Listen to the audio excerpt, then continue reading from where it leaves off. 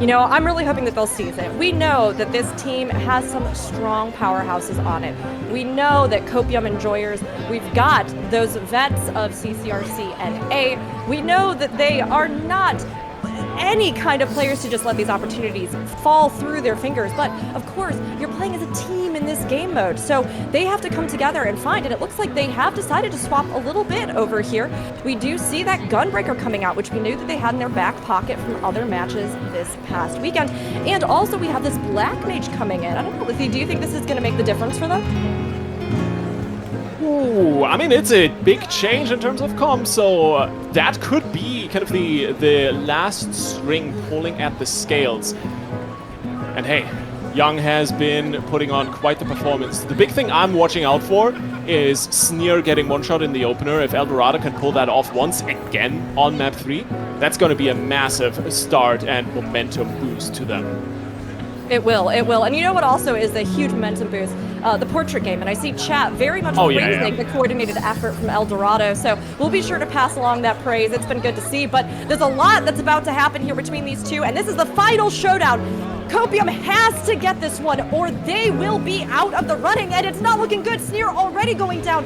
Raspberry as well, taking a lot of damage, trying to hang back, trying to pop some of the resources at their disposal to stay alive. Ice trying to get this kill over here on Calamus, but deciding instead to push back to the point and attempt to put some pressure on.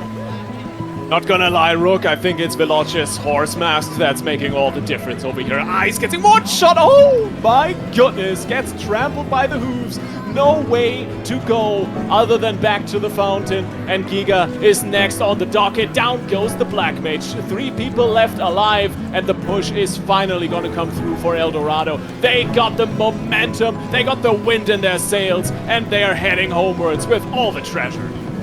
They are going to be headed home champions at this rate, and they are giving chase, going all the way around the corner here, forcing Raspberry to pop that guard. The guard's not going to save you, friend. I'm so sorry. You're going to get out there, and Eyes having to immediately fall back around the corner here, popping that elixir. They're trying to see if they can get a group together. They still have time, everyone. At 3 minutes, 25 seconds on the clock. They only have 9% on the crystal, but they're leaping in now, trying to get a little bit of an advantage here.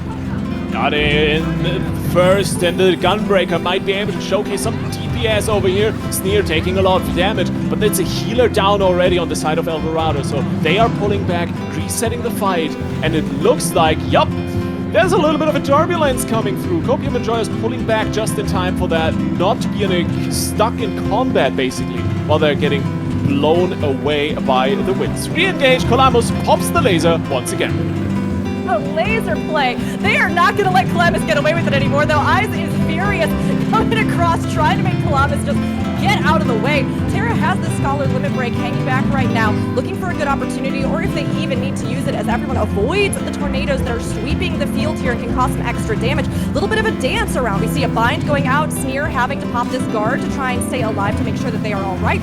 Fool going down in this exchange, though, as Eldorado for once is on the back foot, deciding that they're going to just take their moment now to regroup, just like we saw Copium Enjoyers doing not too long ago.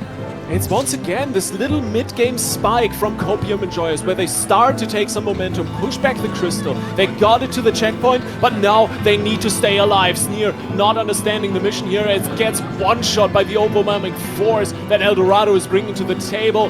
And from here on out, it's not going to get any easier. Ice has the LB, the big laser from Calamus once again, hitting 3. Might be able to follow that up. Ice still alive, still kicking, gets kicked out of the tournament here almost.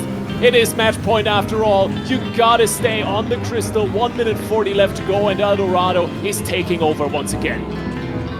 Eldorado let them get it to 50% this time around. You know, like you were saying, Luffy, there's that sort of mid-spike that we've been seeing from Copium Enjoyers. But as this crystal swings back to mid, as it continues its progress, we have 1 minute 22 left on the clock, this is when the pressure is going to start heating up. They do not want, Copium does not want Eldorado to get much more progress on this crystal, or they're going to have to swing it all the way back and contest. Our wins are going to be going up in a second. Terra taking that, everybody's guards going out as they try to see who's going to take the extra damage. Dragoon Limit Break going up for Fool. It's going to descend as everyone else may as well, but no huge hits yet that I can see from it. Eyes going down though in this exchange. Raspberry with a good laser, but they can't really follow it up. The primary screen from EO was absolutely massive, and here goes Columbus!